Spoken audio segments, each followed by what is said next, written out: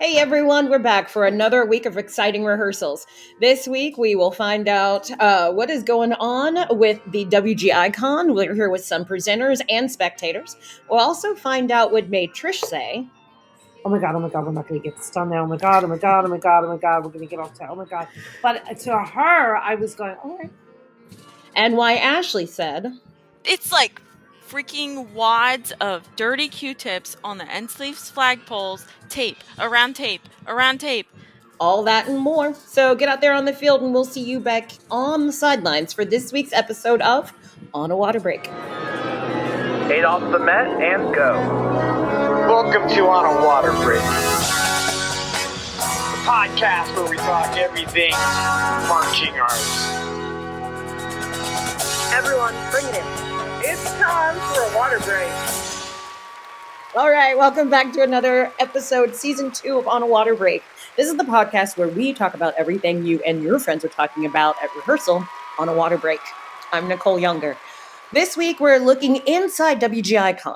This is the third year, I think, of WGIcon, and this year it was held in San Francisco. But before we get into all of that, we're going to see who's on the sidelines this week. Let's see, Trish, what's going on? Everyone. No, not much. How are you guys doing? Doing well. So has your band gone out for their first competition yet? Saturday night. Yep. Right. That is going to be so hype for you all because I know it's your home show and first show, right? I know. Yep. Oh, yep. So cool. Yeah. All right. Well, I will send you all of the good vibes for Saturday. Thank you. Good skills to all your kids. Thank you. All right. And Ashlee, I feel like we haven't seen you in ages. It's been a couple months. It's been very busy in band land, baton land, school, work land, everything. Everything land? Everything. Ashlee land has been very busy. Oh my goodness. Well, I remember the last time we talked and we did the podcast about all the twirlers and how hard they go. Like, I'm so glad that your season's over with that. Yep. Just for your mental health sake, anyway. Me too. Oh my goodness. So we have 2 guest clinicians with us this week. We also have Joey. Joey's going to join us a little later. He is late to rehearsal. Okay, so he better have Starbucks. He's bringing that Starbucks. But we have 2 guest clinicians this week.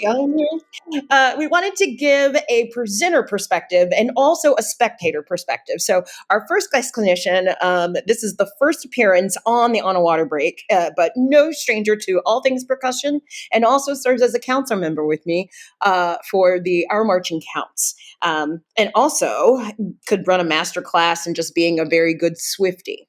Okay. Please let me welcome Tony Lymon. Hi, Tony.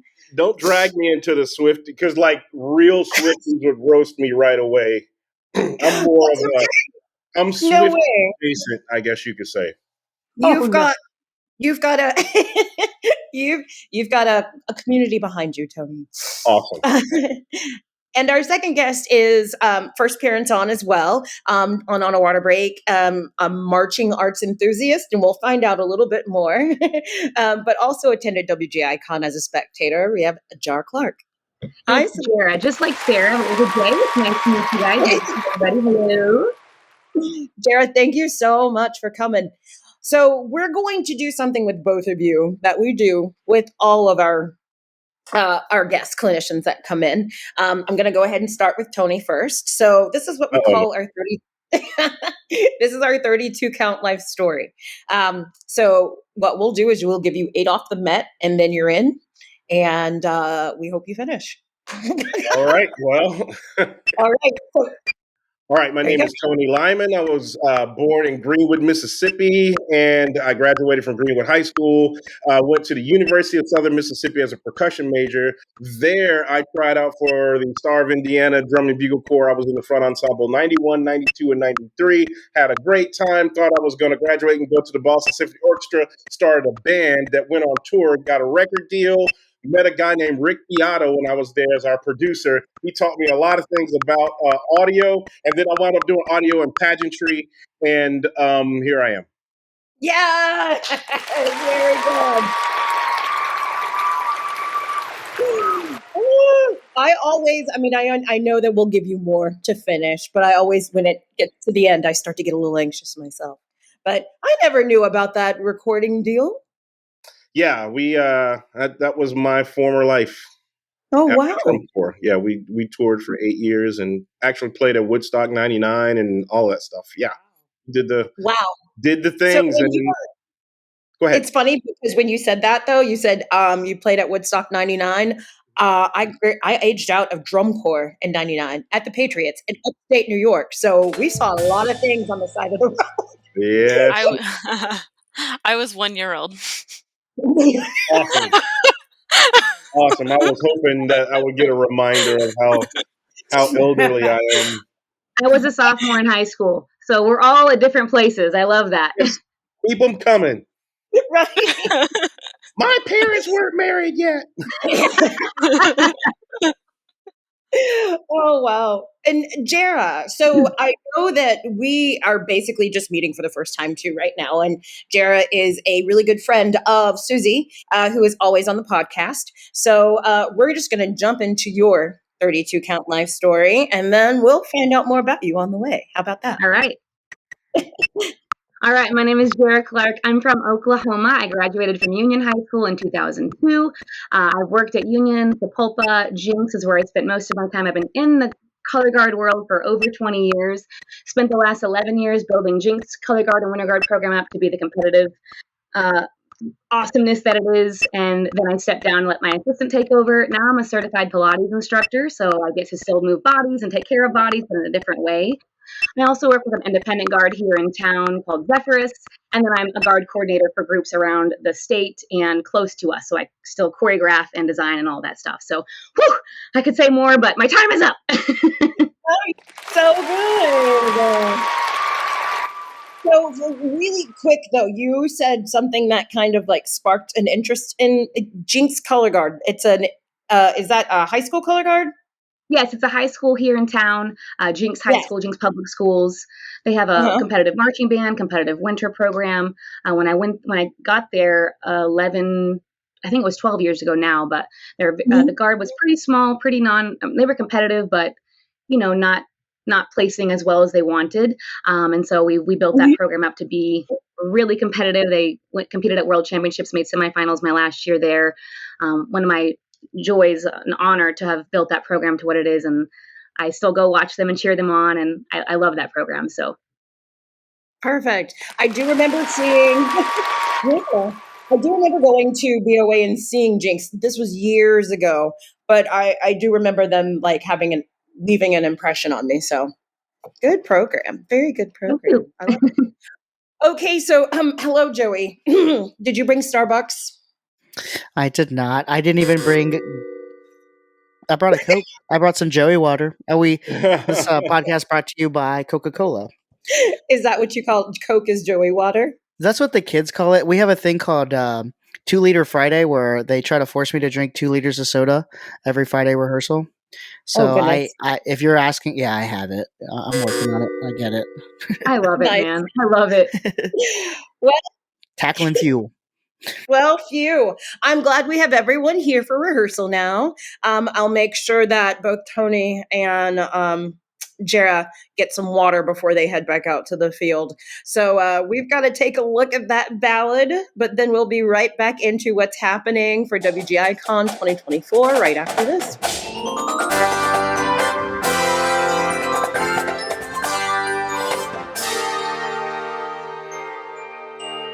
Hey, this is Christine Ream. And Chris Green. Guard Closet was founded as a consignment business in 2000. Since then, it has grown to include winter guard, band, percussion, and other genres. We can help you with custom flag and costuming designs. Our consignment inventory has plenty of great looks for your color guard, drumline, and marching band. Pay it forward.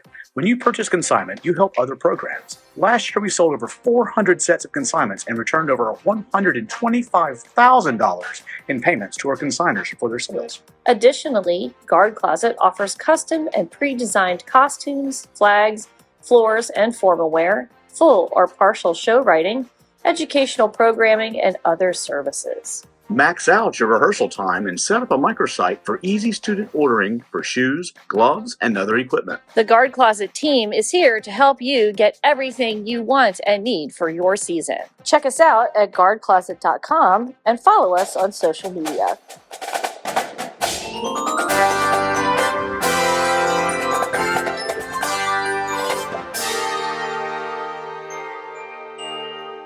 All right, and we are back. So WGIcon has been going on since 2019, offering sessions in every category of color guard, percussion, wind, and management. I think color guard had about 9 sessions. Percussion had about the same. We also had the winds, who had about 5, and then the management sessions had a couple of different ones as well. They also had 2 keynote speakers, Deanna Marglesi and also Shirley Doherty. So we have 2 of the presenters here with us, Joey and Tony. I'm going to go into Tony first. Tony, what was the name of the session that you did? Mine was called Zero to Hero, Pageantry Design for the Left Behind. And can you give us just a little synopsis of like what you presented and what people got, or hopefully what people got from your session?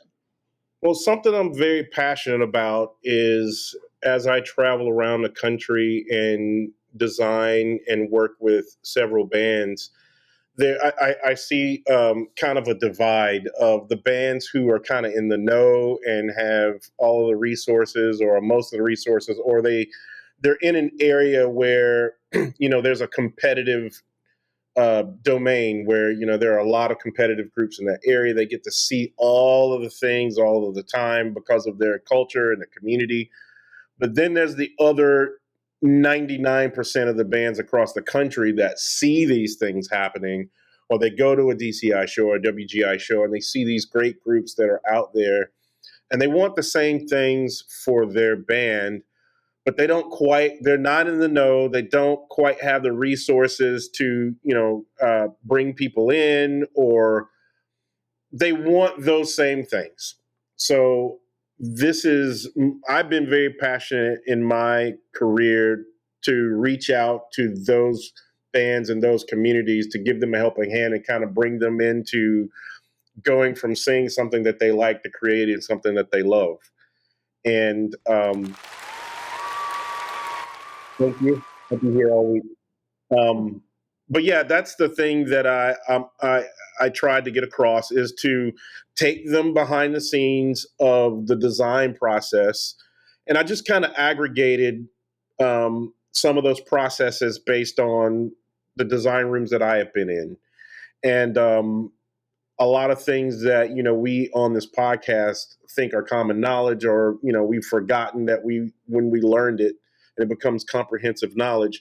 The other 99% may have never experienced that before, and may have never understood how that process of how do you go from seeing that thing to how do you adapt it for what you have in your band program. So that's basically what it was. And again, I'm very passionate about that. It's very, very nice. I know that just looking at this from someone on the outside, there's lots of conversations happening about, like, I guess exactly what you were talking about, like what's being gate kept and what's not, and how can the younger designers and choreographers learn, from, some of the people that are here right now doing that job. There's Right. always going to be another generation, but just how do they get there? Right. And it does seem like, what is it? Proximity to Yes. Proximity to that information or those people. So well, I can speak to this because I came from that. I came from I was in a small band program when I grew up in the Mississippi Delta. And then when I taught at Petal High School, which is a small rural high school in South Mississippi. And so after being able to experience it on the other end of being a performer in some of the higher level groups, and then being able to be a part of teaching and designing for those groups, I wanted to know how do the kids in South Mississippi, or the kids who are in rural Minnesota or wherever they are, how do they get the same things that the other kids get? And I feel like there's a need for that information, and that's where I tend to live. Yeah, I think there's a need for that. Like you said, you've done it in with percussion, and I've seen pedal, and what you've brought to that percussion group was unmatched. You can just tell that they got that information. Thank you. Yeah, first thing out. Especially if I'm looking at color guard and I can't stop looking at the drum line. But yes, you did an amazing job with pedal. But I have been in lots of talks, even yesterday, with young people coming up in WGI who are in percussion, who are in the winds groups and color guard. Like, how do they make that kind of thing happen? So future leaders are talking about it, which means the younger people are talking about it. So I'm sure that I guess you could say your love child right now, as far as that, that category or that topic is concerned, is definitely something that a lot of people are talking about. So I love that.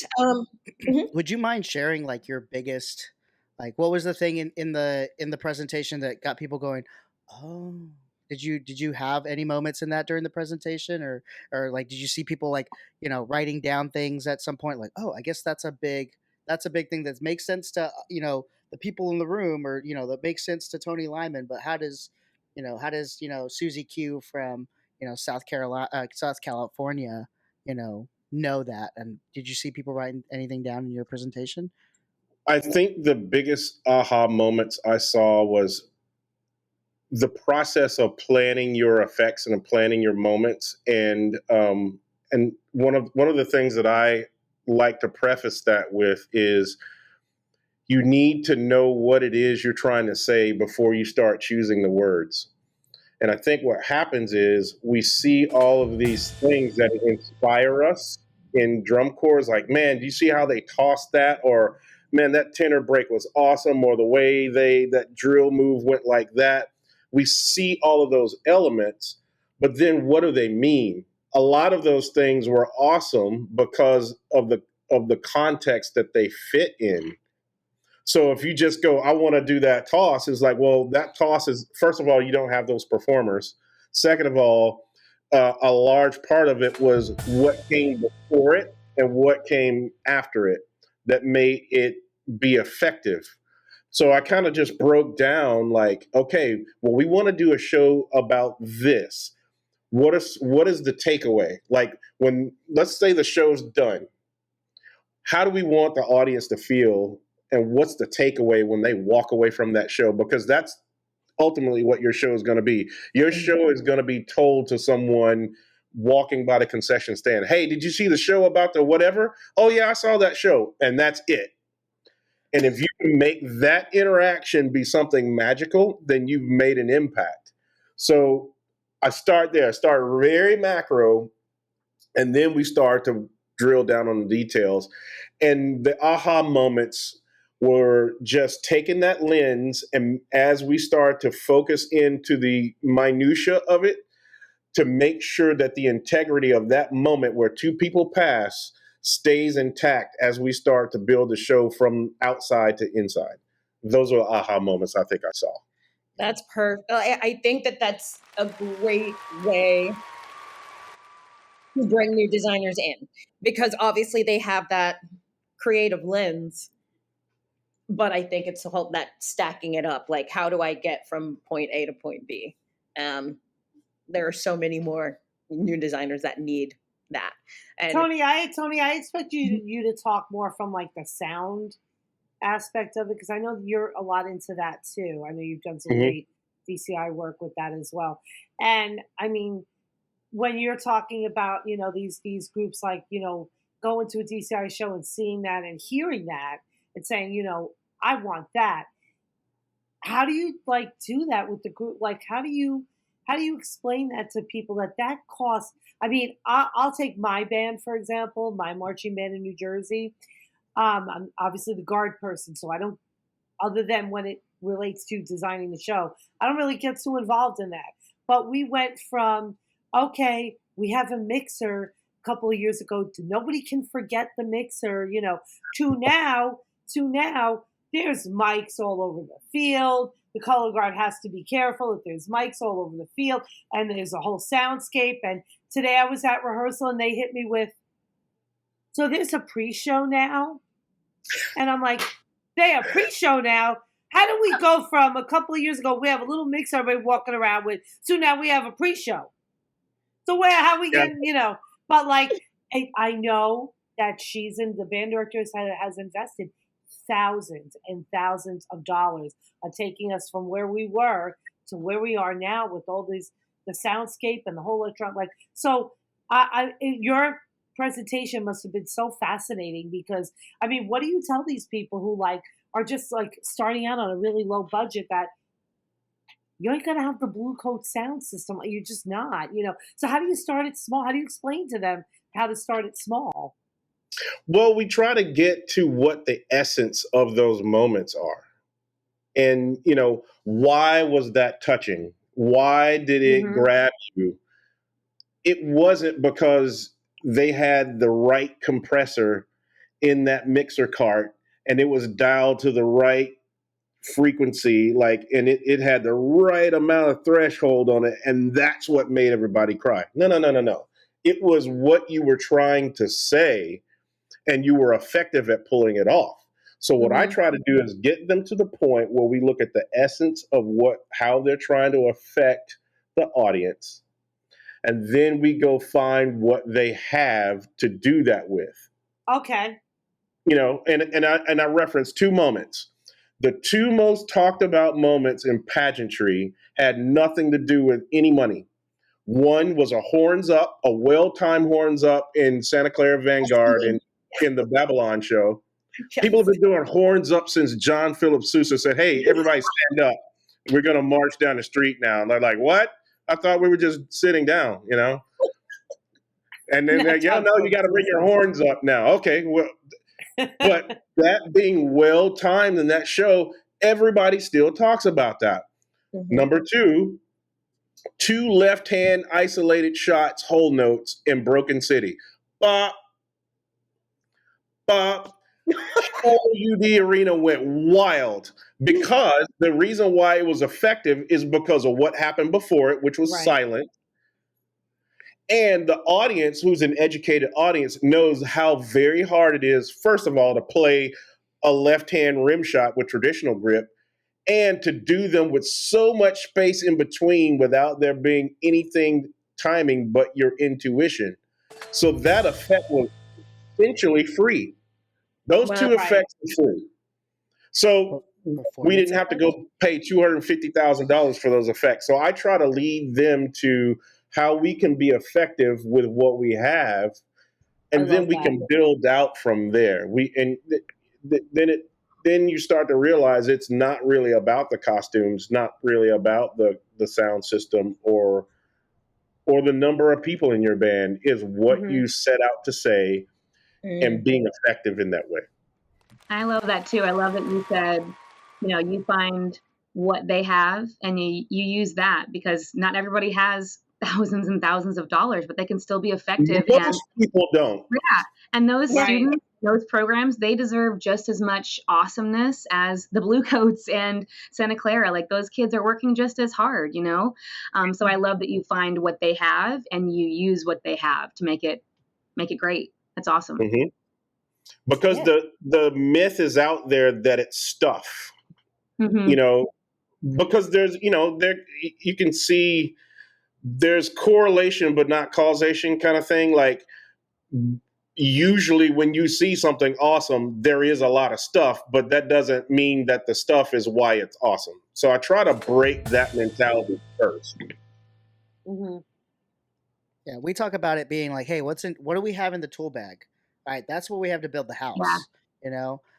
And so many people, well, we can add an electric hammer. It's like, no, we don't got money for the electric hammer. Why don't we just hammer nails in really well? Why don't we just play quarter notes really well? Yeah. No. Well, that's a great segue over to you, Joey. I know that you also were a presenter this year, and you presented a session called It Takes a Village.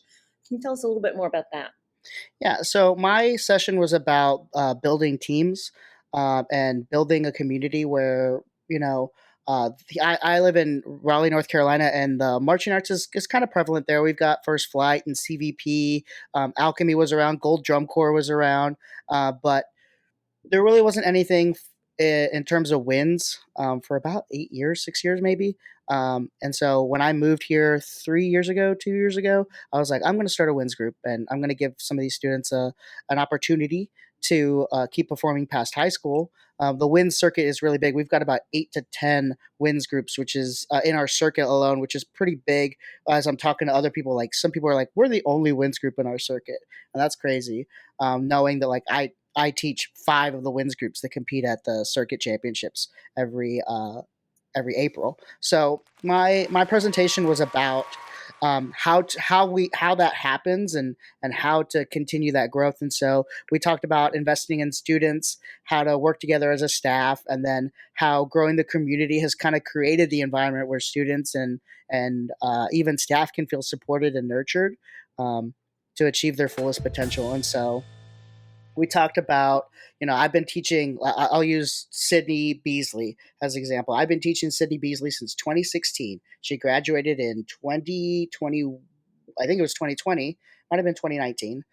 She went off and did some college. She said, I want to do marching band for a living, but I'm a bartender. And I go, bartending's past 7. Most band stuff is done at 6, so that's great timing. You just get done and you go, you serve up some knowledge and then you serve up some libations afterward. And so we really put Sydney under our wing, and then we have another kid named Matthew Coyle who's a little bit older, and we've kind of put him under his wing. And so we pushed him off to March Spirit. He marched cadets. He just aged out with the Blue Devils this past summer, which is incredible when you think there's a video that I used to send out to band directors of choreography, and he's in the back doing this until it's time to do the choreography, and then he hits the choreography. And I didn't know that it existed until a band director was like, hey, I want that kid's choreography.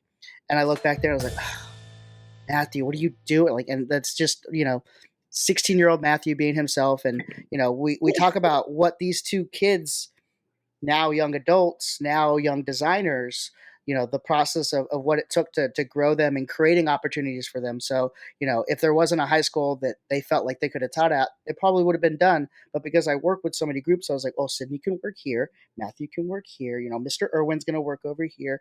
Sammer's now here, and now we brought him over here. So it was about finding opportunities for students and giving the opportunity to succeed, and then also to fail. And we can talk about that failure and how to not let that happen again, because we can't, teach everything. Like there's kind of like in the moment things. It's like, well, that would have just been like hey, let's just take a water break, reset as a staff, and then move on. And then the other thing that we talked about, so that was like the students, investing in our students. And we actually have a student, his name was Seth Benbow. He went and did the the Boston audio internship, and now he's on staff as an audio person. He's our audio guy here at the high school I'm working with, and he's doing an incredible job. So like Tony was saying, like threshold and gain and all this stuff, and he came back with all that knowledge and was saying stuff like that, and was like, well, we got to make sure we're compressing at this, and that these cables got to be here, there's got to be volts in this. And I was like, dude, I tell kids to point their feet.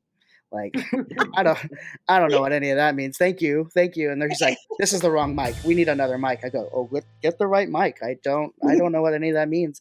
And so it's great to see that, but it's also important to invest in your staff and kind of know the hard conversations that we had in the presentation was knowing when it's time to let go of your staff. And so we talk about the 3 C's, which is chemistry, competence, and character. Are they a good enough person to be in front of your students? Do they have character? Do they competence? Are they saying the right thing, to your students? This is the embouchure, this is the hands, this is the throw, And then chemistry, are they feeding off of each other? And are you filling in each other's gaps of knowledge and teaching? And if you don't have that, that's kind of the one that you need the most. I feel like if the staff gels and is saying the same things and has the same vibes, you're going to have a successful group. The chemistry, the competence kind of comes with sending people off to WGIcon, to Midwest, to TMEA, to all these different things. And so we talked about that, and then we ended it with how we've kind of created this space where the high school feeds the independent group, which feeds the high school with new staff members, feeds the high school with new props because we're not using them anymore. And it's kind of just this big cycle of like, I help you, you help me, I help you, you help me. And now we've got kids expanding past our what's it called, our county, our school county, and they're in Wake County, they're in Johnson County, they're in Roanoke, they're all the way on the coast now teaching. And it's because we gave them opportunities to succeed and again to fail sometimes too. I think that's really important that you say giving the opportunity to fail, because you learn the most from what you don't get right. Instead of giving all of the right answers, give them the wrong answers sometimes, because they have to experience what it's like. To fail in that safe environment where they know they can come to you and learn from it. And okay, I did this incorrect. How would you do it in the future? Like they're in that space where they can learn from it. So that's really awesome, because we have to fail to learn and get better. Absolutely. I used to call my rehearsals failure labs. This is where you put on your lab coat and we're going to come here and we're going to fail. I love that. So that we can succeed in front of people. It's the perfect time to do that. You want to get all those mistakes out, get all those errors out, figure out what doesn't work and what works, so that you can put what works in the tool belt and pull it out every contest day, every performance. Awesome. Absolutely. We call that, I used to call it just a science fair experiment. We're doing a science fair experiment right now, so just hold your horses. I do want to go back into what you were talking about, like when it's time to let someone go. And reason being is because I've been around, I don't want to say in it, I've been around the simple fact of when someone is on staff and some people will just keep them there. You know what I mean? Because I think that it would be, or they think it's easier to keep them around than it is to get rid of them. And what it's actually doing is a disservice to your kids to keep them around when you know that there's nothing like fruitful coming out of that. So can you go into a little bit more detail? Yeah. So let's see. How do I? No, we did it in the presentation. I could do it. So, I mean, there's tons of times where, there's a big personality on the staff and they really want to be the one in charge, but the answers or the information that's coming out is not leading to the successes that you're looking for, or maybe they're just hard to work with, or, maybe the character isn't there. They're saying things that you don't want to have said around your kids, or posting things that you don't want band parents to post. And, I think some of the band directors that I talked to and researching, they were like, well, they're just, they're the best in the area at this thing. And it's like, is that good enough for you though? Is that, I have this idea that if you create this space where people can feel successful and grow, there's always going to be somebody else to fill in your village. There's always another percussion director. There's always another winds director. There's always another person that wants to do color guard. Give them a shot. Give them an opportunity, because I think as we see, all the headlines of this band director did this band director did that, this independent ensemble director did this, that's where that comes from but they're so good, And that is a culture that I do hear a lot about, but it's just like, and I think all of these come in hand, because while we're having this conversation, which is very important to have, because at some point you have to say, hey, what's the dynamic with my group? And you have someone, that is new, a new designer that's coming up who is fairly green, but really like Passion. the logistical wise of everything. Yeah, passion. You can't teach that. Like, it's like anytime I taught color guard, I was like, I can't teach you performance quality. Like that comes from you.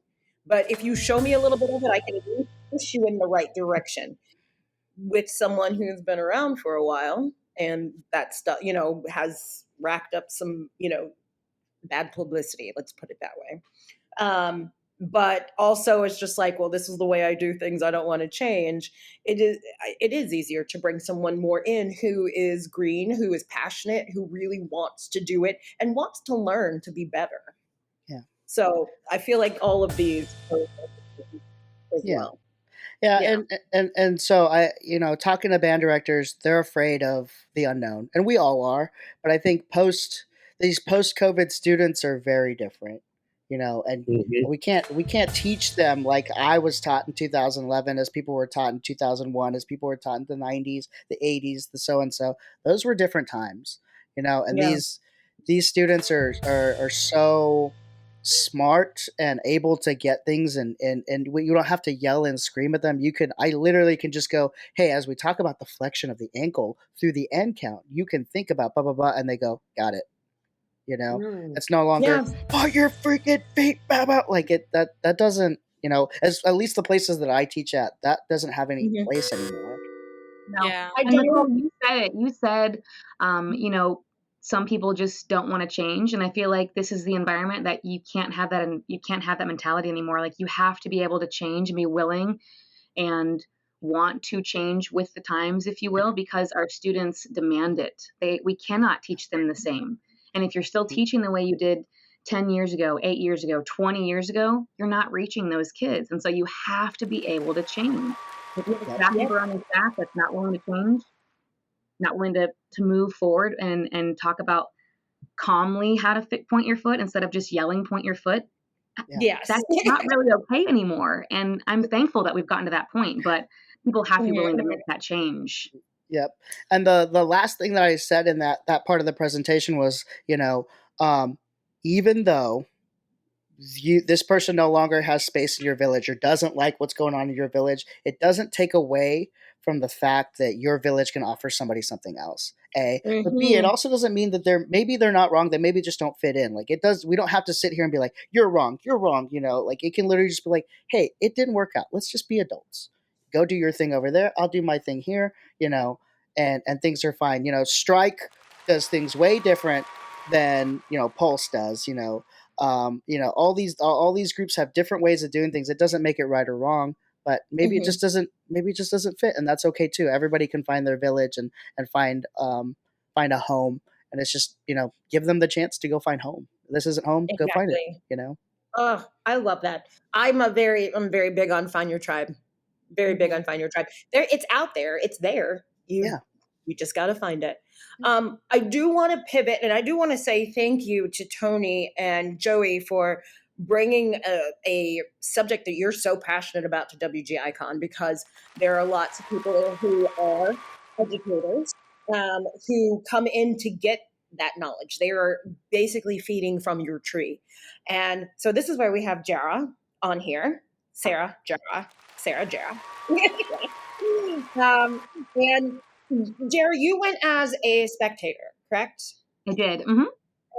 Is this your first time at WGI or no? Yes, this was our first time to attend WGIcon. My husband and I both went. We work with the Winter Guard here and our independent guard here, but we both went together for the first time. We've been to, if you've heard of Summer Symposium before, we've been to that a few times and really loved it, but wanted something. WGIcon's obviously geared more for just winter activities, whether it's Winter Guard, percussion, or winds. It's geared just for that.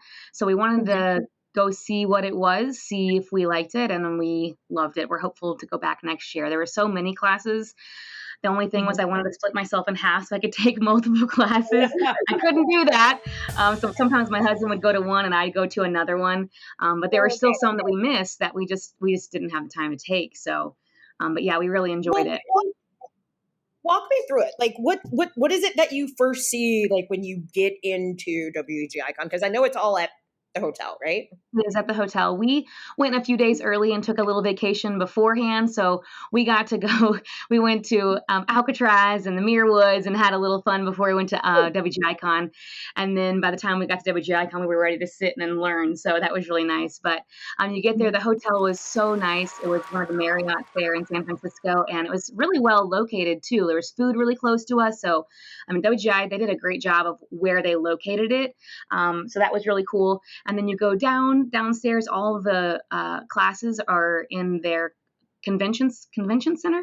They had conference rooms downstairs. So everything's really close together, and you can see where each class is offered, and you kind of pick your schedule basically on what classes you want to offer. Every class was either 45 minutes to an hour, and you get that schedule. Maybe it was a few weeks before, and me being my type A crazy personality, of course, I sat down and figured out my schedule and made my own itinerary on where I was going to go. And some people just showed up and went to classes, and that's fine, but I cannot function that way. So I made myself a little schedule. But you can pick any class that you want to go to, and you're not committed to it. You know, if I would have decided, I want to do this, and then the day of, I want to do this instead. It's not like you have to stick with what you chose. Nobody knows what you're choosing. You just kind of pick what classes you want to go to. And you could in most of the classes you could record or audio record. So we did that. Some were limited, obviously, for copyright, but a lot of stuff we got to record, and I took a lot of notes and stuff. But just picking the classes really that are geared more for what you needed or what you wanted to focus on, and getting to meet so many different people, because like being from Oklahoma, I mean, we have competitive guards and bands and percussion groups here. We don't have any WINS programs to my knowledge, which is Joey. Joey was saying that we don't have any yet. And I'm like, let's get some WINS programs. Anyways, hey, Oklahoma people, y'all need to start a WINS group, okay? Just putting it out there. We're trying. Decorous But getting WINS. to meet other people, in the activity, meeting people that we only see at WGI at Worlds, or we only see in Texas. And so getting to hear other people's thoughts and meeting those people and those connections were really cool. So, yeah. Let me ask you about this. And so you took some sessions. What session did you come away with more information, do you think? Or that you had a really good time sitting in that session? I have my notes pulled up because I am clearly a very organized person. So I pull notes up and make a schedule for the WGIcon for myself. But looking through my notes, trying to figure out what my favorite class was, because I really did like so many of them. Every class, Shirley did two. I always pronounce her last name wrong. I don't want to say it wrong. Shirley Doherty, is that correct? Doherty.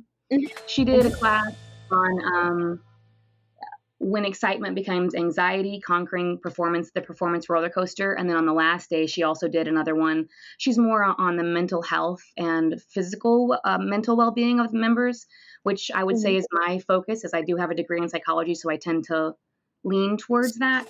The last day, she did one on building mental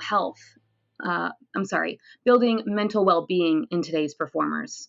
And both of those classes were, one, extremely eye-opening. My husband was blown away with some of the statistics she provided. I don't want to give you the numbers because I don't have them written down. I don't want to give false numbers.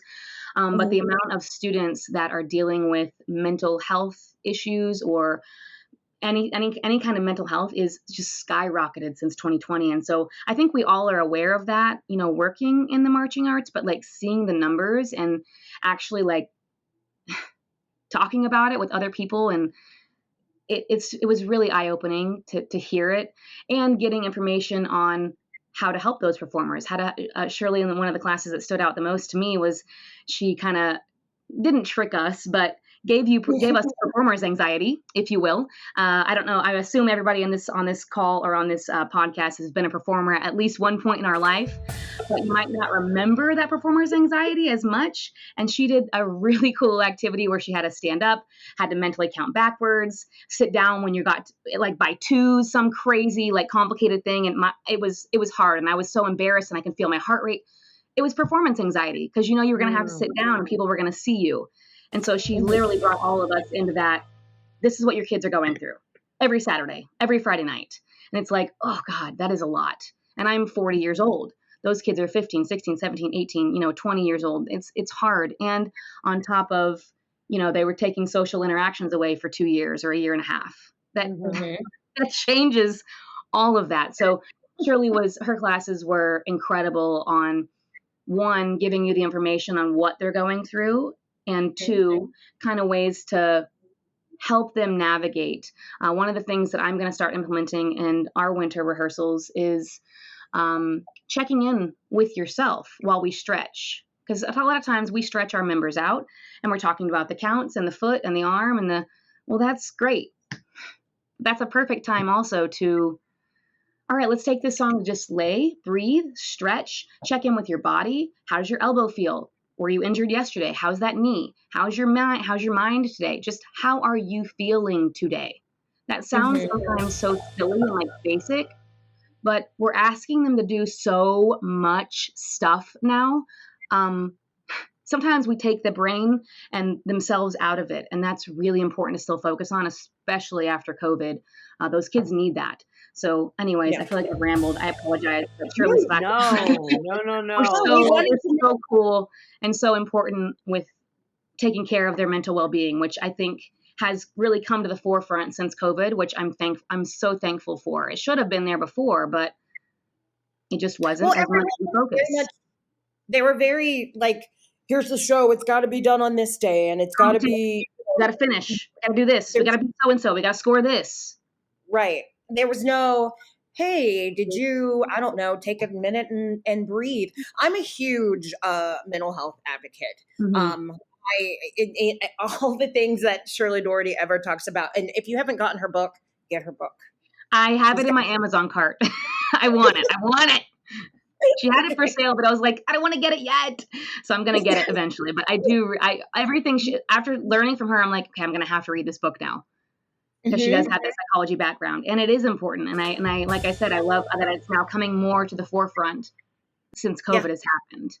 A lot of the younger, because this is something that we talk about with the Future Leaders program too. A lot of those kids are talking about mental health within, their peers, because they're still marching, they're still performing. So they talk about how that's affecting them or their peers, and how they need to, deal with that, and how they need to, get on the other side of it or help. So that is a huge thing for everyone right now. Now, was that the session that you loved the most and that you got the most out of? You're gonna make me pick. You're gonna pick one. Which one was the best one?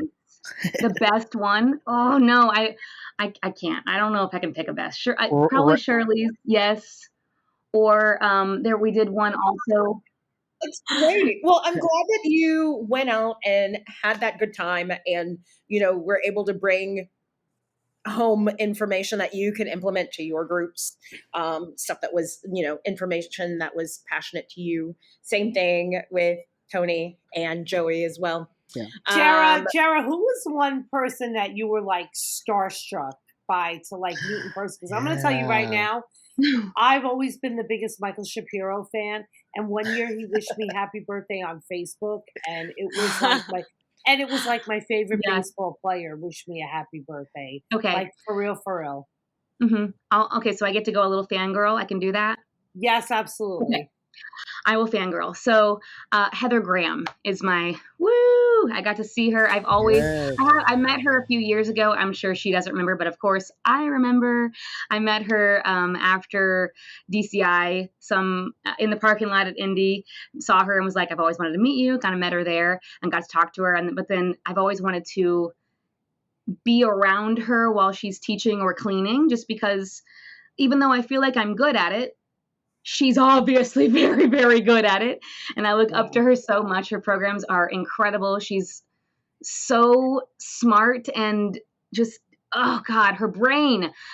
So seeing her, she did I forget what the session was called, but she had 3 members from a group from Stanford.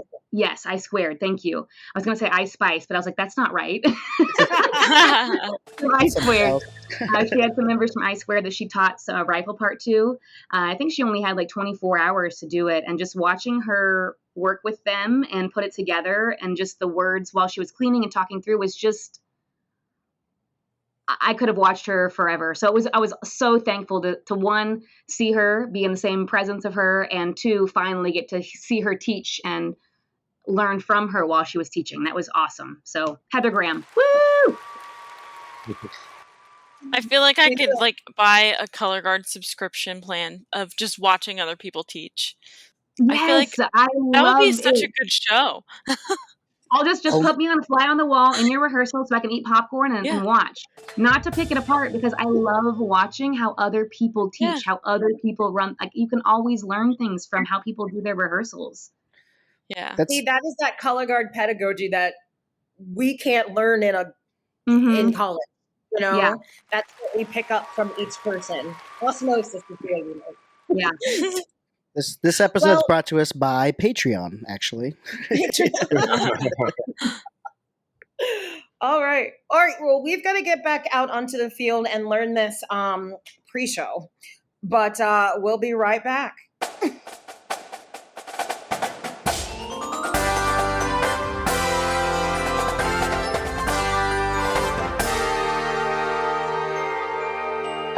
It's Jeremy, your producer from On a Water Break, and here are your announcements coming from the box. While you're enjoying this amazing episode, don't forget our other episodes, including the one about Peggy Twiggs, the one where we go behind the scenes of the Olympics and the marching arts. We check out the first female drummers from Crossmen. We also have amazing special features, including At Step Off with Jack Goudreau, Lost in Translation with Cynthia Bernard, and Behind the Lens with Chris Marr and Russell Tanakaya. Don't forget our other bonus feature, On a Water Break With, where we explore individuals or small groups. We talk to people like Eric Carr, Forte Athletics, and comedian Tony Deo. If you know of a story, or you know of someone that would make a great story, email us at onawaterbreakpodcast@gmail.com. Okay, field staff, take it away.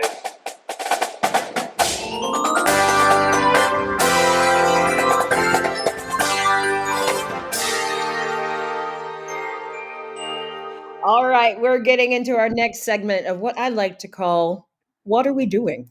What are we doing?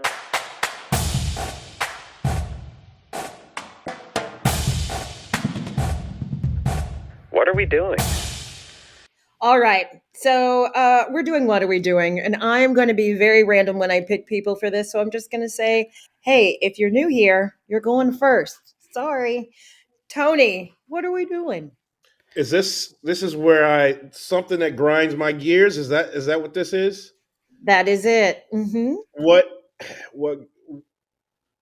when we take our competitive success and tie it to our self-worth, and then we start to become lesser versions of ourselves for our students, and we preach to our students how, we're here because we want to become, great. We want to build culture. We want to be better at what we do, and that the numbers don't mean anything. It's just a judge's opinion. But then we feel like if our competitive success as designers or instructors or administrators of this activity, that we are lesser than, and I've seen people won't leave their houses. I've been one of them, where I thought we were going to do great and then it didn't, and I'm depressed and I think that I'm worthless.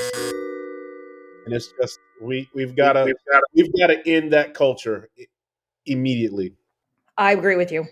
Definitely agree with you. There's been much of times like when I've ever came home from a weekend and it's just like during the week leading up to it, you're like, yeah, we got it. And then you go in and it's just like, well, maybe we don't got it. It's so hard. Yeah. Yeah. It's so hard. Because like Shuri did talk about a lot of like, hey, this is what your kids are feeling. I would like to do a little bit more as far as like the instructors. Like we have to keep them from experiencing that, but who's keeping us from experiencing what Tony was saying?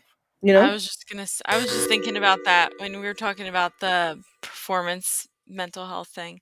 I was like, well, what about me? Not to be self-centered, but well, you can't give anybody anything out of your cup. Right. If my cup is empty and I'm dumping it in my high school and I'm dumping it in the college and I'm dumping it at work, I got no place to dump. I feel you there. And Tony, that was a great thing to bring up too. Jara. Got it. You got it. So this could be anything that just in the marching arts? Yes. Okay, I'm going to change mine. I had one picked out, but I have a different one because I'm sure we could all pick multiple. Mine would be, it goes back to the mental health and well-being of our performers, and it goes into the stress and anxiety of the staff or the director. It frustrates me and I understand why it happens, and I will say I know I've done it before, and I am really trying to keep myself in check and pay attention to it as I'm getting older and better at this activity, trying to be more mindful of paying attention to staff's attitude and energy on the way to warm up, during warm up, and immediately after the show. Those times are so stressful. Yes, for us. I don't want to say it's more stressful for staff than kids or more stressful for kids than staff. The students or the members and the staff both have stress on contest days through the roof for different reasons, very valid reasons. But that doesn't mean that as a staff or as a staff person on contest day, I get to stress out. Come on, guys, we're not ready. Hurry, we're late for warm up. We got to do this. We got to be there. That tone already, those members are not going to perform the way that they deserve. They're not going to enjoy that performance the way they deserve to enjoy it. So it really comes down to being the adult, and taking your emotions, taking a breath, and realizing that we are literally here for those students or for those members. That our job is them. Yes, I think it also comes back to like we're creating art. It's our artwork. It's our painting. It's our song. It's our form of art. And so we want it to be great. We want it to be perfect. We want it to be amazing. And we put the pressure for that is on the members. And so that comes out sometimes in not the best way. And so just being mindful of how we respond, how staff responds on contest days. I know myself now well enough to know that like sometimes I can feel that my energy is not the one. And I'll tell one of my staff, hey, I'm too anxious right now. I'm too much. So I'm just going to stay quiet in this warm up. I'm going to stand back. I'm not mad. I'll even sometimes tell the members, hey guys, I am not mad at you. I'm not frustrated. I'm just a little nervous today. So I'm going to stay quiet and just let you guys do your thing. I'd rather be honest and tell them that than like fly off the handle. Ah, why are you dropping that? That's just my anxiety coming out. That kid just had a moment, right? So being in control of our own anxiety on contest days. Yeah, love it. Jara, I think something that you said is very important that kids really appreciate when their instructors show a bit of humanity and show that they experience the same things that they do. And that the only reason why they are their leader is because they are students as well. As instructors, as designers, administrators, we're still students. We're just further along in the educational process. And that's why we're your leader. And when they see that you have those same feelings, it justifies those feelings and it gives them a model of how you can control it and how you can use it to your advantage and ultimately be someone that someone else looks up to. So I think that was very important. Yeah. I think it's also valid. I think both sets of feelings are really valid too. I think it's how you handle it. I had an experience today at rehearsal. I really wanted. We only had a couple of more sets to do with the closer, and I really wanted to get them done today because we had rehearsal Wednesday night, a football game Friday, and our first show on Saturday. So I wanted them to really cram, even though we were kind of cramming it in, really feel, Wednesday, get comfortable with it. Friday night, get comfortable. Saturday, go out there. What happens? And I'm trying to get all this stuff done. I turn around. Trish, can I get ice? Goose egg on the forehead. Like this. And I said, okay, let's go to the trainer. Let's go. But in my head, I'm going, now I can't finish it. Now I'm not going to have time. Now she's not going to know it because she's going to go home. And, and like she's going to be the trainer. But I'm going, okay, all right, okay. So, you have to just kind of keep yourself in check a little bit too. Because the me that I will always be and never will stop being was going, oh my God, we're not going to get this done now. Oh my God, we're going to get off time. Oh my God.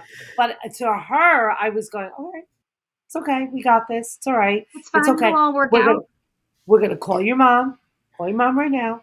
Tell her we're at the trainer. You're going to come there. We're going to get you ice. But in my head, I'm going, oh my God. Now she's going to go home. She's not going to know this work. But, you know, so you just got to kind of keep yourself in check. But both sets of feelings are valid. They really are. But we're teaching them, like, we're not just teaching them flags, rifle, saber, dance. We're teaching them also how to handle that anxiety, how to handle that pressure, how to handle exactly when I get a goose egg on my head and I am hurt and now I still have to learn. Like we are the ones that have to be the calm, steady force that's showing them how to do all these things, including how to handle the stress. Yeah.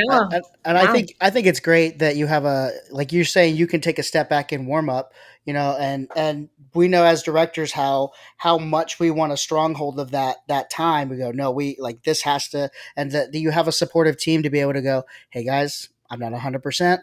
Yeah, you guys take this, and the trust that you have in your staff, I think, is so cool, and that's probably why the group is so successful. Is that everybody can kind of fill in those gaps. That's awesome. It comes down to training members too. We got to train them for contest day, train them for warm up. You know, they're not going through warm up for the first time. They already know what they're going to do in warm up. So really, we're just there to, hey, that was a little too high. Hey, take a breath. So warm up's really just their time. We hit a few things, but we've trained them to kind of do their own warm up, if you will. So we are able to kind of step back and let them lead their own, do what they need in that time. That's awesome. Ashlee, what are we doing?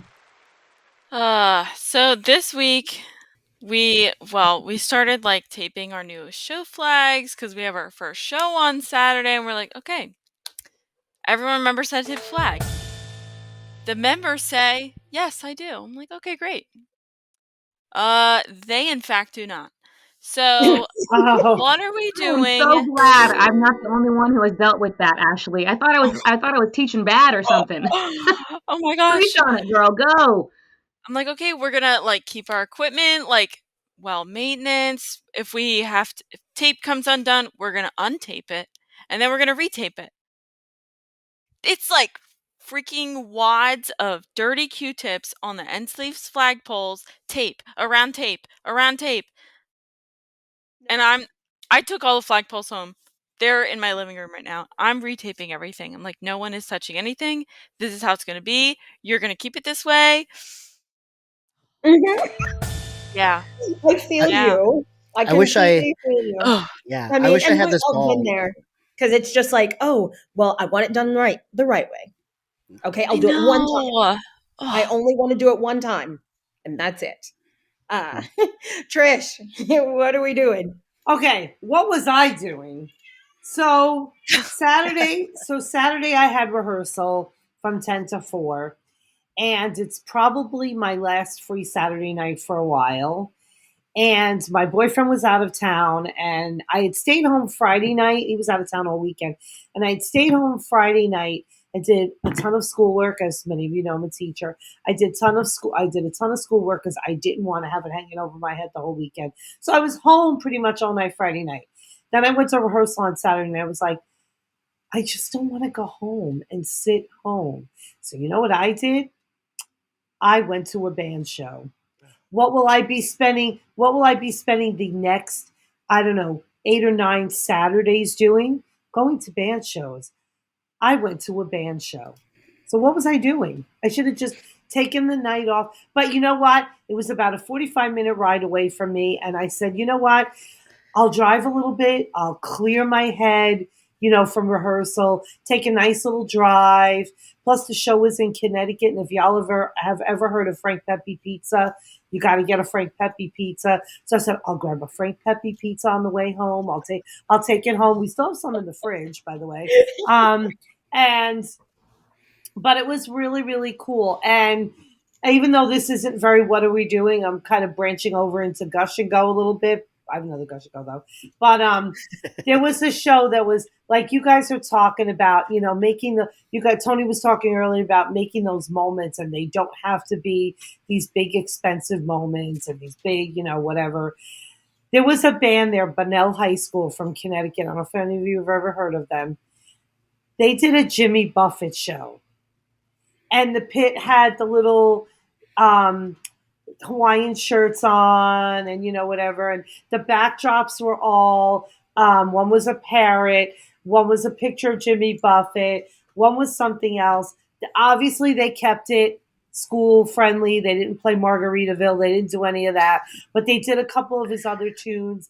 And the two props on the sides turned, and one said fins to the left and the other one said fins to the right. And the drum majors turned around and made the whole audience do the fins to. It was adorable. Is it going to be the most competitive show of the year? Probably not. But it was really cute. And like that, the whole time Tony was talking earlier, I was like, that's Bunnell. Take it a little bit of, just making it fun. Super not expensive Hawaiian shirts. The pit was it just was fun. So but still going back to it, what was I doing on my last free Saturday night going to a band show? Girl, I don't know. It's all right though. Yeah. Joey, we're getting to you, bud. What's up? Well, I think Trish might have just taken my "what are we doing," but what are we doing? Not making time for ourselves. We're talking about we're filling this cup, filling that cup. I got an empty cup. What are we doing? Not taking time for ourselves. And I say that as somebody that did what was my significant other of 10 years just shared it. I did 16 weeks straight from June, the first week of June, all the way through August. 7 days a week of band. Oh no! Drum corps, band camp. Joey, you gotta take your own advice. What are you doing? Yeah, don't do that. This past Sunday, so yesterday. Yeah, it was yesterday. Yesterday was my first day where I really got to sit down. And Friday night going into Saturday morning, I stayed up all night writing drill for clients that wanted rewrites for their Saturday camp. And if I can do it, I'm going to try to do it. And then I was feeling crummy for my 8 to 8 band camp on Saturday, and I didn't give my best. And then Sunday I wake up and I have a cold and I'm stuffy nosed and I'm headachy and and I'm like, okay, well, I feel like if I would have had the rest that I needed for the day, 1,000%. I would be feeling better on my first Sunday off, and I could have gone out and enjoyed the day, walked the dog, walked the girlfriend. That's not grass, get some But yeah, what are we doing? Not spending time for ourselves. Right. We need to start doing that. That one. I need to need start that doing one. that. Yeah. Mm-hmm. Well, all right. We're going to head over into our next segment called Gush and Go. Great job, everyone. Set your equipment down. Gush and go. All right. So I'm actually going to start the Gush and Goes because I have been excited to be, I've been excited to be in my mode for marching band season, and it's finally starts. I don't have another weekend off until I think a week before Thanksgiving, but I prefer it that way.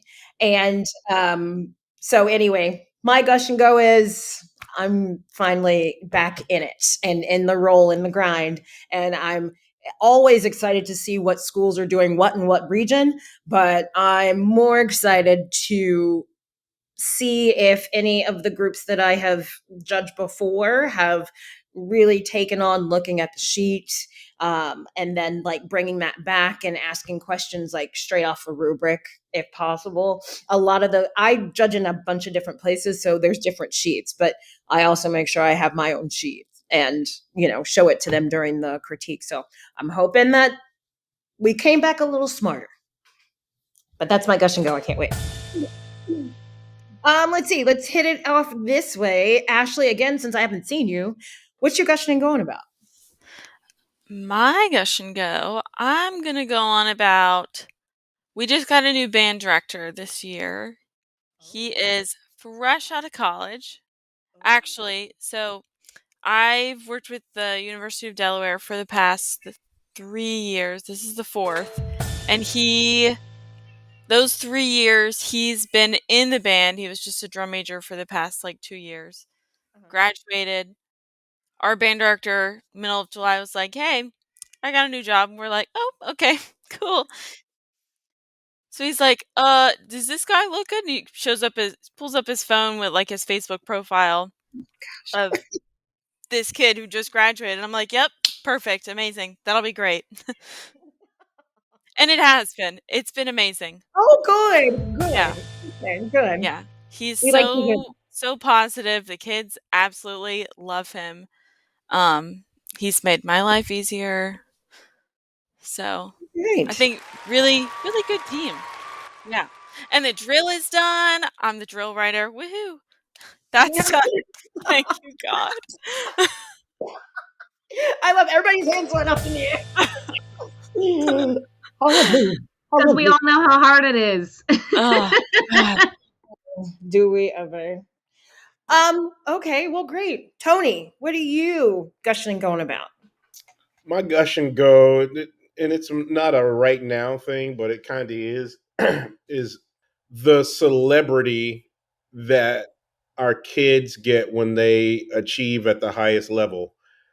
And every year it would, my kids at Petal High School would be in the lot at World Class Finals on that Saturday and seeing 500 kids around them from all across the country just wanting to be them. And I just want to go around to them and go, these guys are just a bunch of country kids from Mississippi. Like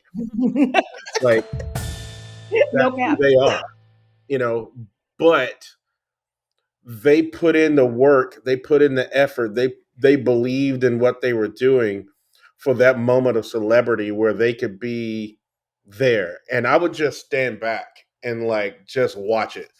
And that was my favorite thing about the WGI activity. And it was our reward. It was what we worked for, at our school. It was to be able to go somewhere else and be somebody and have your hard work pay off in that way where you can just boldly show your talents. I get choked up right now just even thinking about it. And I don't even work there anymore. But you've left a legacy. A lot of people know that. It almost makes me think of Frozone during The Incredibles when he's like, "Where's my super suit?" We used to say that. We actually used to say that. The kids would say, "Where's my super suit?" You tell me why I suit this woman. In 2018, we had a kid in the snare line that looked exactly like him, and when he put on the costume, the kids would always say, "Where's my super suit?" Yep. All right. Let's see. Jara, tell us. What are you gushing and going about? I'm going to gush and go today about the fact that I'm all caught up on choreography for all of my clients. Woohoo! Now, I'm going to get another email tomorrow, I have no doubt, with here's the next sets and here's the next videos, but I am currently caught up, and not just caught up, but I feel really good this year about the product that I'm sending out. Not like other years I'm like, oh, I sent horrible stuff. No, that's not what I mean. But, sometimes you just feel really good about your creative brain at that time. And I feel really good about my creative brain right now. I feel like everything I'm sending out I really enjoy it, and I'm excited to see it on the field as they start sending me videos of their shows. Yeah, that's my I'm excited to be caught up right now. I love how we all have these post-season glows right now. We should come back when the season's over and be like, how yeah, are I you? still have to finish all the closers, but currently we are caught up. Right. Good. All right, Trish, what are we gushing going about? All right, so I have to give a shout out to a local high school over here, Bergenfield High School. I don't know if anybody's ever heard of them. So they've had a color guard director there, believe it or not, for 40-something years. And Yeah. And actually, he's Dennis DeLucia's brother, Mike DeLucia. And he was there for 40-something years. And now, like, I'm the OG of Bergen County, but it's all good. It's all good. I was always hanging on to the fact that, like, okay, Mike is still at it. So it's like, it's, I'm still not, up there yet.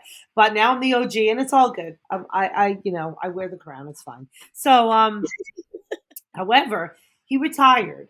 And I know I talked about this a little bit in some of our summer episodes, but I taught a little color guard program at their summer music program for middle schoolers in Bergenfield. So I know a lot of those people. And they were just buzzing all summer about the fact, obviously not that Mike left, but that now was finally their opportunity to, take the program in a different direction. They're coming to our home show on Saturday. The color guard always traditionally wore these long black, like it's a jacket and a black jacket, a long black skirt and a little beanie hat, and the high black boots and whatever. And listen, the kids were into it for years. It was fine, whatever.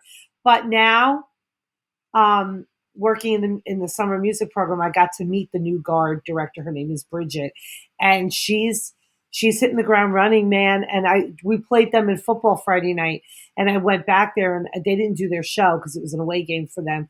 But I said, I'm so excited to see the show next week, and, we able to get new guard costumes. And she's like, oh, yeah, we're wearing black and gold dresses, which is so not Bergenfield. So I'm so excited. I told her when I met her in the summer, I was like, I am so excited for you. I wish I could give you a color guard shower.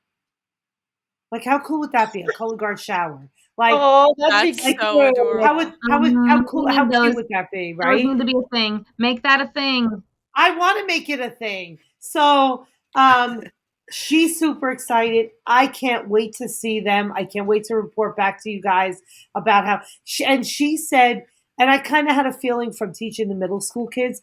She said there's been like zero resistance from the kids. No, well, that's how we used to do it, or that's how Mr. DeLucia did it. Like, none of that's happening. So she's in a really good spot. The kids are really enjoying it and loving life, and I can't wait to see their show. So big time shout out to Bergenfield High School. Very cool. Very cool. Well, oh my goodness, we have reached the end of this rehearsal. I want to thank everyone here for a great rehearsal this week. Trish, Ashlee, Joey. I also want to thank our special guest clinicians, Tony. Thank you so much. Can you just tell us where the great people out there listening to on a water break can find you, as far as your socials are concerned? I'm an old guy, so I'm on Facebook mostly. You can see me there, or Tony_Lymon on Instagram. And every once in a while, I'll wander on TikTok, and it makes me feel like I'm 90 years old when I get on there. So, but I'm around. If we run into each other, please say hi. I'm a talker, so I love to talk. Awesome. Nice. And Jara, where can we find you? I am also on Instagram. My first name _ my last name, JARA _ Clark, CLARK. Find me on there. I'd love for you to follow me, ask me questions. If you see me at contest days, say hello. I pride myself on trying to memorize names, but if I don't know you, I don't know your name. So tell me your name and let me meet you. So I'd love to meet you and say hello. And thank you so much for having me. I love being here today. Oh, you're welcome. We'll definitely call on you again. I know it. Perfect. Well, one more thing. I just don't want to forget this, but don't forget that we have that YouTube channel now. And it has a lot of our interviews that are coming out as full video editions. So you can go and subscribe. So don't miss those. And before you close out of your podcast, just listening app, just make sure you go and subscribe. Write us a review. Tell us who your favorite host is. But share it with a friend and follow us on social media at On a Water Break. And we'll see you at rehearsal on the next water break. The On a Water Break podcast was produced by Jeremy Williams and Christine Reams. The intro and outro music was produced by Josh Lyda. To learn more, visit lydamusic.com. And until next time, thanks for tuning in.